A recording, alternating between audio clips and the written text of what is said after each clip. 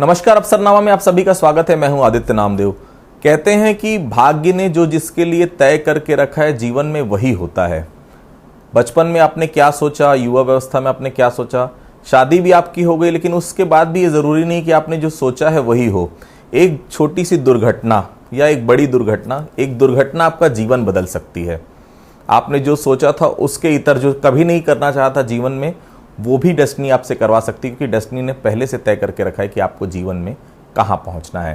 तो आज हम आपसे मुलाकात करा रहे हैं 2006 बैच के आईएएस अधिकारी भुवनेश यादव साहब से, जिनके बारे में ये कहा जाता है कि उन्होंने इतनी सारी फील्ड में रह चुके हैं। वो अलग अलग जगह से आईआईटी मुंबई इंजीनियरिंग वो देख चुके हैं, एनडीए वो क्लियर कर चुके हैं। अलग अलग स्ट्रीम में होने के बावजूद कभी उन्होंने सोचा नहीं था कि वो आईएएस बनेंगे, और चाहते भी नहीं थे, लेकिन भाग्य ने उन्हें आईएएस बनाया। 2006 बैच के आईएएस अधिकारी, मैं बहुत स्वागत करता हूँ। नमस्कार सर। नमस्ते सर, एक इंसान के लिए बहुत मुश्किल होता है। आपने बीए भी किया, उसके बाद एमबीए आप रहे, इंजीनियरिंग आपने की, आईआईटी मुंबई सपना होता है लोगों का, वो सब आपने किया, लेकिन भाग्य कहीं और चाहता था आपको ले जाना। भाग्य चाहता था कि आप उस फील्ड में जाएं जहां आप अधिक से अधिक लोगों की सेवा कर सकें, उनके बारे में सोच सकें। बहुत कम लोग यहाँ तक पहुँच पाते हैं सर, क्योंकि उनको ऐसा लगता है कि आईआईटी मुंबई मिल गया, इससे बड़ा जीवन में कुछ नहीं हो सकता। इंजीनियरिंग आपने की, एनडीए आपने निकाला, लेकिन उन सब के बावजूद उस जगह आप पहुंचे जहां पर आप पहुंचना कभी जीवन में चाहते ही नहीं थे। सफ़र में शुरुआत करूंगा सर, वो सफ़र जो उदयपुर से शुरू हुआ था, नर्सरी का सफ़र। स्कूलिंग के बारे में बताएंगे सर। हाँ, स्कूलिंग मैंने उदयपुर से की। मैं मिशनरी स्कूल था जहाँ से हमने काफ़ी कुछ सीखा, खासकर एथिक्स, मॉरल्स एंड वैल्यूज़ जो बचपन से मुझे सिखाए गए। उस स्कूल का मैं बहुत शुक्रगुजार हूँ कि मैंने बहुत अच्छी शिक्षा उस स्कूल से की। सेंट पॉल स्कूल था उदयपुर में, मैं पढ़ा। उसके अलावा फिर मैंने 12th के बाद आईआईटी का एग्ज़ाम दिया। आईआईटी में मुझे इंजीनियरिंग फिजिक्स इंटीग्रेटेड एमटेक मिला। उसके साथ साथ उसी पीरियड में मैंने एनडीए का भी एग्ज़ाम दिया, वो भी मैंने क्लियर किया। उसी पीरियड में मैं Indian institute of hotel management का एग्ज़ाम दिया न्यू दिल्ली पूसा में, उसको भी मैंने क्लियर किया। और उसी वक्त प्री इंजीनियरिंग टेस्ट के थ्रू मुझे कर्नाटका रीजन इंजीनियरिंग कॉलेज सूरत का भी मिला। तो काफ़ी विचार का विमर्श करने के बाद मैंने कर्नाटका रीजनल इंजीनियरिंग कॉलेज सूरत का एनआईटी जो है आजकल, उसको ज्वाइन किया। और 8 महीने रहने के पश्चात मैंने आत्मचिंतन और मंथन किया कि engineering is not my cup of T, शायद मैं कहीं और बेहतर कर सकता हूँ इंजीनियर्स वाला। और मैंने निर्णय लेके इंजीनियरिंग को अलविदा करके पुनः मैं उदयपुर लौटा, और वहाँ से फिर मैंने वापस अपनी अध्ययन यात्रा शुरू की। मैंने बीए किया वहाँ से, और उसके बाद एमबीए किया। और तत्पश्चात उसके पश्चात मैं वहाँ पे उदयपुर में मैंने अपना कंप्यूटर सेंटर कोचिंग इंस्टीट्यूट भी डाला।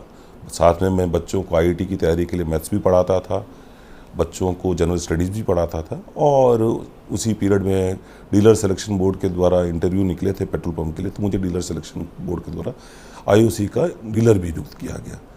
ये मेरी उदयपुर तक की यात्रा थी। और उसी बीच में मैं उसी सवाल पे आ रहा हूँ सर। पेट्रोल पंप चला रहे थे, शादी हो चुकी थी, बच्चे 2001 के आसपास शादी हो गई थी, और बहुत मुश्किल होता है शादी के बाद फिर से ये तय कर पाना कि मुझे ये नहीं, मेरे को करियर कहीं और बनाना है। वो एक घटना हुई थी जीवन में सर, उस घटना के बारे में मैं ज़रूर जानना चाहूँगा कि कौन सी ऐसी घटना थी जिसने पूरे जीवन में बदलाव कर दिया। मैं उदयपुर बहुत खुश था। मुझे ये लगता था कि मुझे 2 परिवारों की सेवा करने का मौका मिला। मैं परिवार में इकलौता लड़का हूँ, और मेरे ससुराल परिवार में भी मेरी वाइफ का कोई भाई नहीं है। तो मुझे लगता था कि उदयपुर बहुत सुंदर जगह है। मैं 2 परिवारों में इकलौता लड़का, दोनों माँ बाप की सेवा करूँगा। और शायद ये मेरे अंदर कारण था कि मैं उदयपुर छोड़ना नहीं चाहता था। तो मुझे था कि किसी भी ढंग से कुछ न कुछ कोशिश करके उदयपुर हो। मुझे मेरा शहर बहुत पसंद है। आत्मीयता होती है आदमी की, आप वहाँ पले बढ़े, आपने एजुकेशन की, आप सब कुछ, आपके रिश्ते नाते वहाँ पे हैं। मैं पेट्रोल पंप मेरा 50 किलोमीटर दूर था उदयपुर नेशनल हाईवे पे, अहमदाबाद नेशनल हाईवे पे। तो 2003 में मेरा एक रोड एक्सीडेंट हुआ, बड़ी दुर्घटना थी। उसके कारण मैं काफ़ी समय तक बिस्तर पे बेड रिडन रहा, और डॉक्टर के द्वारा ये सलाह दी गई कि मुझे कुछ समय आराम करना चाहिए, और अगर मैं उसके बाद भी कंटिन्यूटी में पेट्रोल पंप पे जाऊंगा रोज़, तो शायद मुझे प्रॉब्लम हो सकती है, गंभीर दिक्कत आ सकती है। तो उस पीरियड में मैं चूँकि पढ़ने में शुरू से काफ़ी अच्छा था, और मेरी जनरल नॉलेज और जनरल स्टडीज़ में शुरू से मुझे रुझान था फर्स्ट क्लास से, और मैंने काफ़ी क्विज़ कॉम्पिटिशन्स वगैरह भी जीते, क्विजिंग में बहुत अच्छा। तो मैंने कहा पढ़ाई करना शुरू करता हूँ, तो मैंने राजस्थान प्रशासनिक सेवा के लिए पढ़ाई करना शुरू किया, और राजस्थान प्रशासनिक सेवा का प्रीलिम्स मैंने निकाला। उसी बीच में मेंस का जो एग्ज़ाम होता है वो कुछ समय के लिए डिले हो गया, और उसी वक्त मैंने आईएएस का भी फॉर्म भरा था, और कुछ मेरे साथी थे जो आईएएस की तैयारी कर रहे थे, उनसे मैंने कुछ मार्गदर्शन मांगा कि यार मेरे पास समय बहुत कम है, मुझे क्या पढ़ना चाहिए। और मैंने आईएएस का भी फॉर्म भरा, राजस्थान प्रशासनिक सेवा में भी मेरा सिलेक्शन हुआ, और प्रथम प्रयास में मैंने यूपीएससी पास किया, मुझे Indian audit and account service मिली, और साथ ही अगला प्रयास मैंने फिर वापस किया, और दूसरे प्रयास में मैं आईएएस बन के छत्तीसगढ़ कार्डर मुझे प्राप्त हो, मैं यहाँ आया।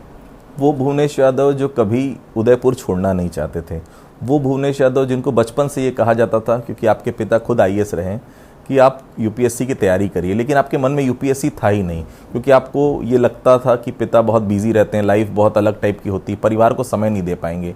लेकिन भाग्य ने ये तय करके रखा था कि आपको भी आईएएस ही बनना है। कितना बड़ा रोल मानते हैं सर भाग्य का जीवन में? जिंदगी में मैं भाग्य को सबसे मुख्य मानता हूँ। अगर मैं अपनी जीवन को एनालिसिस करूँ तो जो भी मैंने पाया है, भाग्य का बड़ा योगदान रहा है। मेरी शादी हो, मेरी धर्मपत्नी का हो, बच्चे हों, आईएएस पे सिलेक्शन हो, और बहुत सारी घटनाएं हुई। भाग्य जो है बहुत इम्पोर्टेंट है। लोग कहते हैं कि मेहनत के द्वारा बहुत कुछ हासिल किया जाता है, मेहनत के द्वारा हासिल किया जा सकता है, लेकिन अगर आपका भाग्य साथ नहीं देगा तो शायद आपको पूर्ण हासिल नहीं होगा। तो मुझे लगता है कि कहीं ना कहीं भाग्य में ये लिखा था कि मुझे भी बहुत सारे जगह पे जाके उन पे, शायद मैं अगर इंजीनियरिंग में चला जाता तो मैं भी कहीं दूसरी जगह होता, आईएएस भी नहीं आता, लेकिन भाग्य में ये लिखा था कि किसी भी ढंग से आपको शायद सामाजिक जीवन में आना था, और सामाजिक जीवन को निर्वहन करने के लिए मैं मानता हूं कि भारतीय प्रशासनिक सेवा से अच्छी कोई सेवा नहीं है जिसमें आप अपना सामाजिक दायित्व और सामाजिक कर्तव्य पूर्ण कर सकते हैं। तो शायद भगवान ने मेरे लिए कुछ बड़ा लिखा था, और भाग्य बड़ा लिखा था, तो मैं आईएएस बन के आया। लेकिन कभी चाहते नहीं थे सर आप? इतने सारे आपने एग्ज़ाम दिया, मैं फेरिस्त पढ़ूंगा तो शायद आधा घंटे इसी में निकल जाएगा। कोई ऐसा एग्ज़ाम नहीं था जो आपने क्लियर नहीं किया? आईआईटी मुंबई सपना होता है लोगों का, उसके बाद इंजीनियरिंग कॉलेज भी आपने किया, एमबीए भी आपने किया, तमाम आपने एनडीए एग्ज़ाम भी दिया। क्या ये एग्ज़ाम सिर्फ देते थे, या मन में था कि इसमें जाना है, कि यार मैं ये क्यों नहीं कर सकता या वो क्यों नहीं कर सकता, ये मन में आता था? 12th के बाद आदमी चाहता है कि अपना कोई ना कोई करियर प्रोस्पेक्ट्स बनाए, उसी तारतम्य में आदमी एग्ज़ाम देता। 12th के बाद मैंने एनडीए दिया, होटल मैनेजमेंट दिया, आईआईटी का भी दिया और पीईटी के, और उसी के चलते गए नहीं, लेकिन उसके चलते मैंने national institute of technology Karnataka region engineering college join किया। मैं वहाँ 8 महीने रहा, और 8 महीने रहने के पश्चात मुझे काफ़ी विचार आया कि मैं शायद दूसरे क्षेत्र में ज़्यादा अच्छा कर सकता हूँ, और उसको छोड़ के मैं फिर पुनः उदयपुर लौटा और अपनी आगे की यात्रा के बारे में सोचना शुरू किया मैंने। एक जो दुर्घटना हुई थी सर 2003 में, जिसका आपने जिक्र किया, वो दुर्घटना किसी भी इंसान के लिए पीछे खदेड़ने वाली होती है या जीवन में पीछे करने वाली होती है, लेकिन उस दुर्घटना ने बहुत कुछ सिखाया। एक वो लय दी कि आप यूपीएससी, क्योंकि यूपीएससी आप जाना कभी चाहते नहीं थे, क्या उसी समय ये लगा जब बेड रेस्ट में आपको डॉक्टर ने बोला कि यार कम से कम चलो इसका भी मैं प्रयास कर लूँ? मैंने बताया कि मैं पढ़ने में बहुत अच्छा था, उसके अलावा मैं थोड़ा सा मजबूत हौसले वाला आदमी हूँ। मैं कभी ज़िंदगी में हार माना नहीं, और न मैं कभी मानने की उस पर ध्यान रखता हूँ। तो मुझे ये लगा कि एक बार प्रयास करके देखते हैं, क्योंकि मुझे ये लगा कि अब 29 साढ़े 29 साल की मेरी उम्र थी। मैंने कहा प्राइवेट जॉब मेरे से होगी नहीं, और गवर्नमेंट जॉब में आपको ये है कि आप 60 साल तक आप कम से कम स्टेबल हैं, सिक्योरिटी है, और उसके साथ साथ बहुत कुछ आप देश, राज्य और समाज के लिए कर सकते हैं। तो मैंने प्रयास किया, मेरे लिए भगवान का आशीर्वाद था, भाग्य मेरे साथ था, और कुछ मेरी परिश्रम भी था, तो मैं इस एग्ज़ाम को पास करके यहाँ तक पहुँच पाया। जितने भी आईएएस का इंटरव्यू मैंने किया है सर, बहुत मुश्किल है शादी के बाद फिर से एक नया करियर के बारे में सोचना और वहाँ तक पहुँचना। परिवार का योगदान बहुत महत्वपूर्ण होता है सर ऐसे समय में। कितना बड़ा क्रेडिट देते हैं मैडम को, क्योंकि सर लव मैरिज हुई थी ऐसा मैंने सुना। शादी अपने आप में ज़िंदगी का एक बड़ा मोड़ है। जो शादी एक इंसान को बहुत कुछ सोचने समझने का और बेहतर बनने का मौका देती है। मेरी वाइफ का इस एग्ज़ाम तक या इस आईएएस बनने में सबसे बड़ा महत्वपूर्ण योगदान है, क्योंकि जब मैं तैयारी करता था तो जो सपोर्ट उनका था वो कोई नहीं कर सकता, क्योंकि वो उस वक्त जॉब करती थी और मैं पढ़ाई करता था।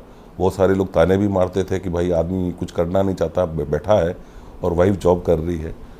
और जब आप कुछ नई चीज़ करते हैं धारा के विपरीत, तो आपको बहुत सपोर्ट नहीं मिलता। लोग बोलते थे कि तुम तैयारी कर रहे हो, कौन निकला इतने टाइम से, तुम जो निकल जाओ, तुम MBA हो, ये हो, क्यों नौकरी नहीं कर लेते। तो मैं बोलता था कि मैं कोशिश कर रहा हूँ, ज़रूर निकल के दिखाऊंगा। और उस पूरे प्रयास में मेरी वाइफ का सपोर्ट हमेशा मेरे साथ था, कि वो मेरे साथ अडिग थी और वो मेरे साथ डटी रही। मैंने सुना है सर, जब आप तैयारी करते थे तो बड़ा बेटा आपके साथ था, उसको चूंकि छोटा बहुत था तो उसको खिलाते खिलाते भी आप तैयारी करते थे, बहुत मुश्किल दौर। बिल्कुल बिल्कुल, मेरे को याद है, मेरा बेटा आदित्य उस वक्त 6 महीने का था, और जब मैं सेकंड अटेम्प्ट लिख रहा था IAS की, तो आज अंजलि स्कूल और अपनी जॉब पे चली जाती थी, तो मैं पढ़ते उसको सोफे पे बिठा के उसको खिलते खिलते पढ़ता था। तो उसकी भी अपनी यादें हैं, और आज भी मैंने वो सोफ़ा बहुत सहेज के रखा हुआ है।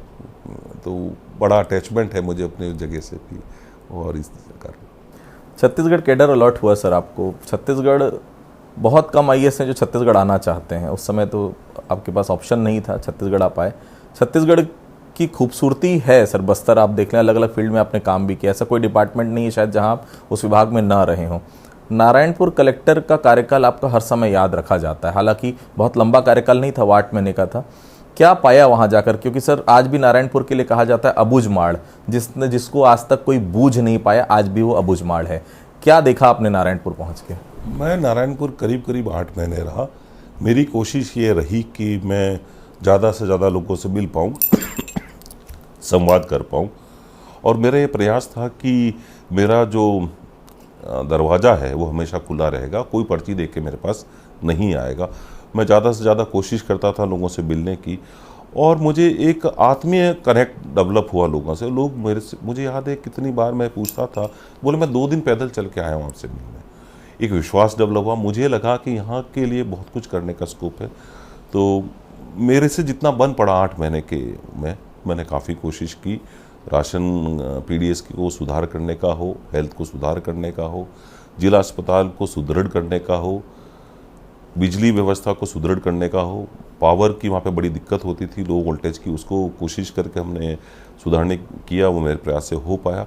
और सड़कों का चौड़ीकरण, सिटी का सौंदर्यीकरण का भी काम शुरू किया, तो लोगों का बहुत सहयोग और प्यार मिला। तो मुझे आज भी लगता है कि अगर आप में इच्छा शक्ति है, और अगर आप लोगों से आत्मीय संवाद करते हैं और दूरी नहीं बनाते हैं, सहज रहते हैं, सरल रहते हैं, तो प्रशासनिक जो आपका कर्तव्य है बहुत आसानी से निभा सकते हैं आप। आज जनता से हम पूछते हैं तो जनता का ये कहना रहता है कि वो अधिकारियों से कनेक्ट नहीं बन पाता, लेकिन आपको बता दूं, जब नारायणपुर कलेक्टर का चार्ज इनके पास था, जब ट्रांसफ़र हुआ, 2 दिन तक नारायणपुर बंद था। इससे बड़ा अचीवमेंट नहीं हो सकता सर जीवन का? ये अगर आप जनता का प्यार जीत लें और लोगों का आशीर्वाद आपको मिला, तो वो ज़िंदगी में सबसे बड़ा पुरस्कार है। उसके अलावा आपको कुछ नहीं चाहिए। वैसे भी आप ज़िंदगी में जो जाते हैं, आपको लोगों का प्यार और अपनों का प्यार, आशीर्वाद चाहिए। सर कार्यकाल बहुत सारे रहे आपके, लेकिन कोविड काल, क्योंकि जब सेकेंड वेव आई थी तो सब कुछ ऐसा लग रहा था कि सब लाचार हो गए, कुछ बचा नहीं जीवन में। एक एक ऑक्सीजन सिलेंडर के लिए, छोटी छोटी एक एक बेड के लिए हम इतना जद्दोजहद करते थे। उस समय वो डिपार्टमेंट आपने संभाला, बहुत चैलेंज था उस समय, क्योंकि सबके लिए कोविड बिल्कुल नया था। जब कोविड डिक्लेयर हुआ 12 मार्च 2020 को, मुझे याद है, इसको WHO द्वारा वर्ल्ड पेंडेमिक डिक्लेयर किया गया, और मैं उस वक्त कमिश्नर हेल्थ हुआ करता था, और साथ ही MD Chhattisgarh medical supply corporation. हम लोगों के लिए भी सारी चीज़ें नई थी कि किस तरह से व्यवस्थाएं होंगी, किस तरह के सेफ्टी इक्विपमेंट्स लगेंगे, किस तरह के आपको मास्क लेने हैं, कौन सी दवाएं यूज़ होंगी। लेकिन हमने बहुत पहले से तैयारी करके, हमने हिंदुस्तान लीवर लिमिटेड है, HLL लिमिटेड, लाइफ केयर, उनको हमने N95 मास्क का ऑर्डर दे रखा था, उनको हमने PPE किट का ऑर्डर दे रखा। तो शुरुआत में हमारे पास सप्लाई ठीक बनी। उसके अलावा भारत सरकार के द्वारा फिर इसमें पहल की गई, राज्य सरकार के द्वारा भी पहल की गई, और HLL के थ्रू फ्री में बहुत सारे पीपी किट आए। उसके अलावा इनकी स्पेसिफिकेशन क्या होगी, इनकी क्वालिटी क्या होगी, इनकी टेंडरिंग कैसे होगी, बहुत दिन रात मेहनत करके हमने PP kit, test, antigen testing kit, antibody testing kit और इनके साथ में तमाम तरह की लगने वाली वीटीएम किट जिसमें आप वो सैंपल लेके के जाते हैं, सब हमने खरीदने की कोशिश की। और मैं ये सोचता हूँ कि मुझे भगवान ने ये मौका दिया कि मैं इस राज्य की सेवा कर पाया।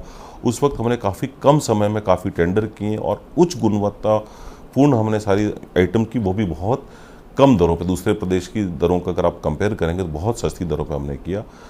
और वो इसलिए कर पाए कि हम काफ़ी रेगुलर इस पर स्टडी कर रहे थे, हमारे पास टीम बहुत अच्छी थी और दिन रात हम मेहनत कर रहे थे। सबसे कम दर पे पीपी किट भी उस समय खरीदी? पीपी किट भी हमने बहुत कम दर पे खरीदा। जब उस वक्त लोगों को पीपी किट 900-1000 रुपये में मिल रही थी, हमें 337 रुपये में पीपी किट आई।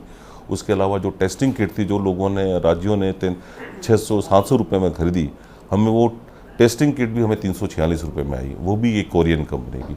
तो हमने काफ़ी कोशिश की और अच्छे नेगोशिएट किए, तो हमें ये फ़ायदा। और मुझे ये लगा कि मैं उस कोविड काल में भगवान ने मुझे मौका दिया कि मैं माध्यम बन पाया अपने छत्तीसगढ़ के लोगों को सेवा करने का। सर, अब के यूथ में बहुत भटकाव है, पेरेंट्स भी चाहते सब हैं कि उनका बच्चा अच्छे से अच्छी जगह जाए, अच्छे से अच्छा एजुकेशन ले, लाइफ में बहुत कुछ कर पाए।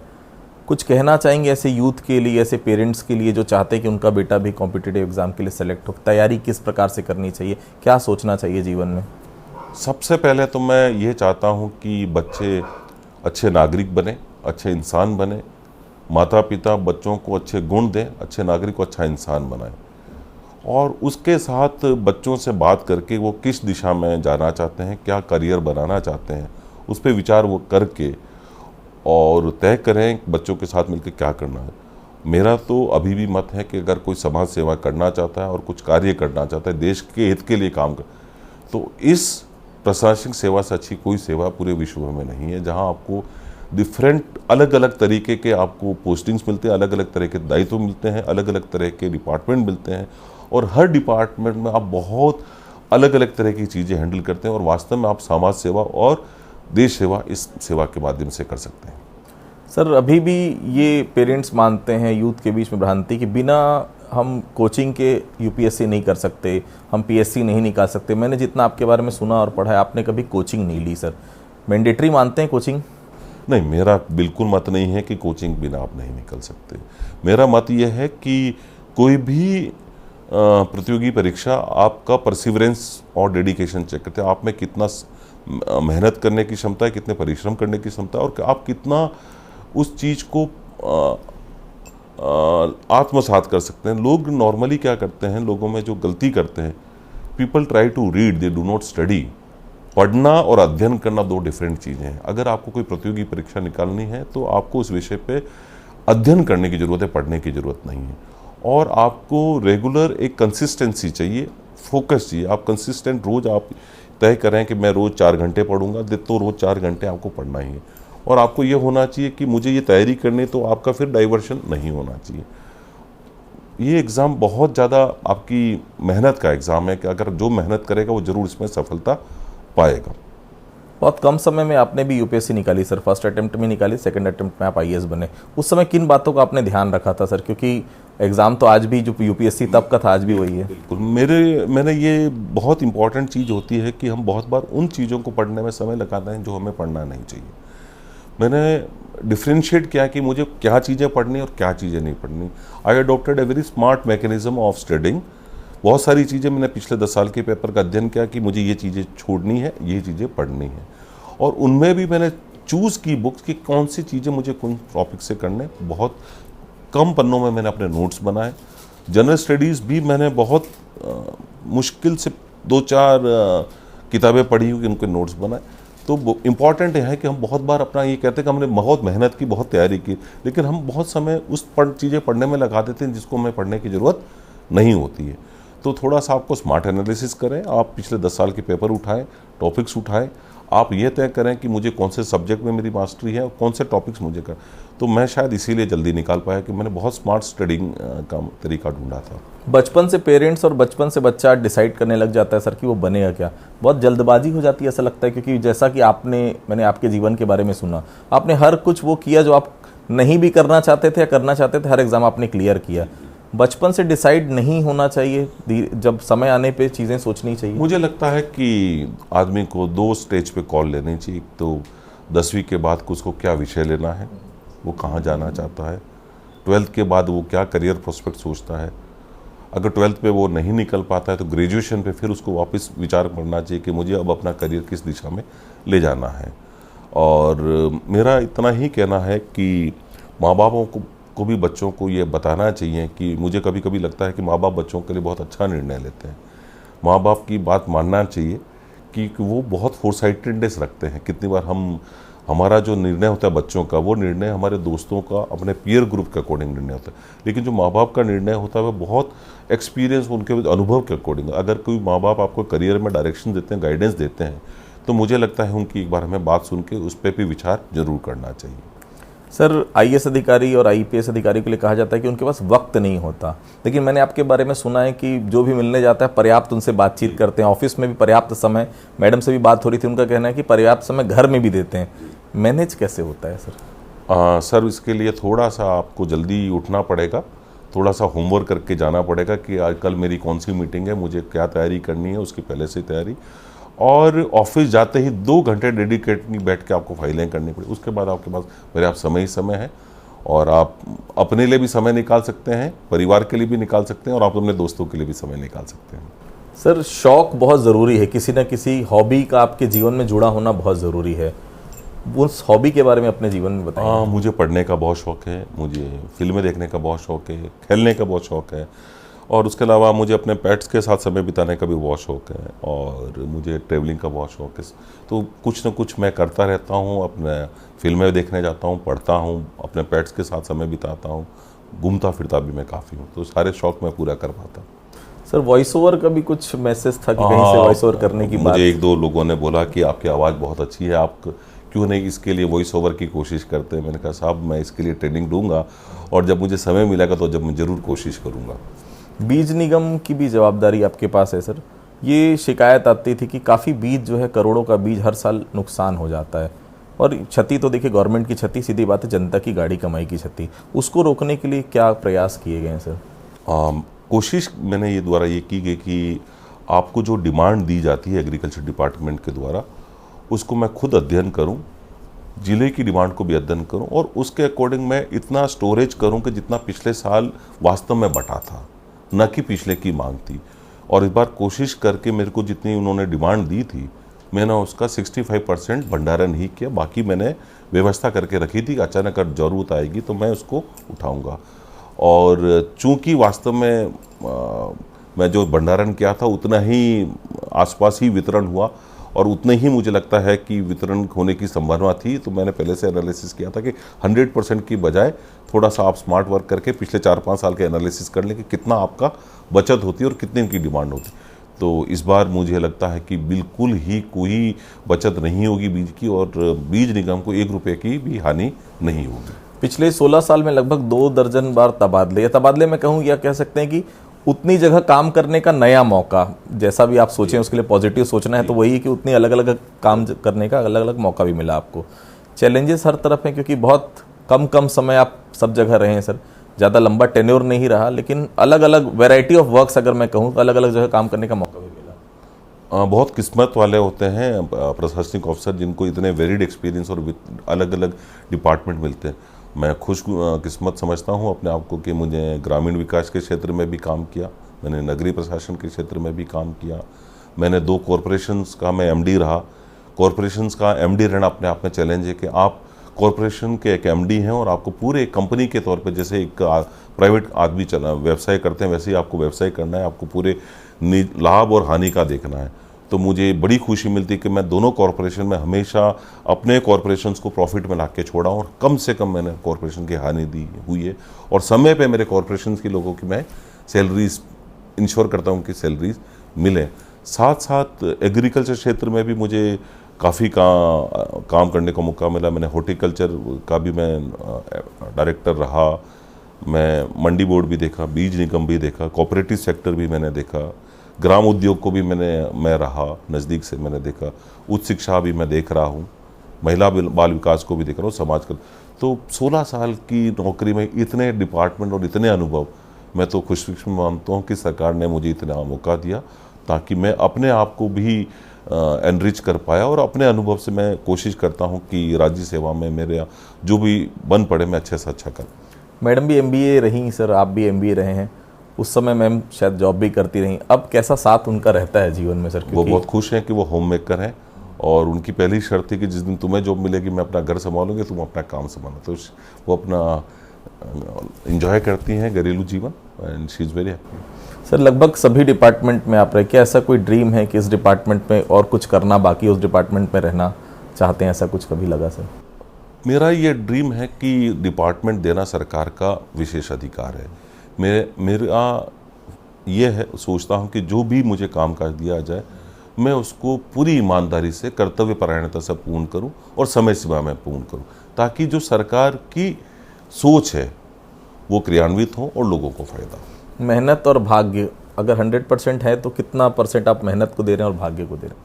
मैं दोनों को 50-50% देता हूँ, बिल्कुल दोनों 50। अगर आप मेहनत नहीं करेंगे तो भाग्य काम नहीं करेगा, और भाग्य होगा तो वो मेहनत भी आपसे करवा लेगा। चलिए बहुत बहुत धन्यवाद सर हमसे बातचीत करने के लिए। तो ये थे हमारे साथ भुवनेश यादव साहब, जिन्होंने साफ तौर पर कहा देखिए आप रीडिंग नहीं करिए, आप स्टडी करिए, अध्ययन करिए, और निश्चित तौर पर जितना समय आपको देना है उतना समय आपको देना ही है। डेडिकेशन बहुत ज़्यादा ज़रूरी है, और निश्चित तौर पर भाग्य ने कुछ ना कुछ आपके साथ अच्छा सोच कर रखा है। ईमानदारी से आप प्रयास करिए, निश्चित तौर पर सफलता आपको मिलेगी। तो अफसरनामा में आज के लिए इतना ही, अगली बार फिर किसी अधिकारी से आपकी मुलाकात कराएंगे, तब तक के लिए।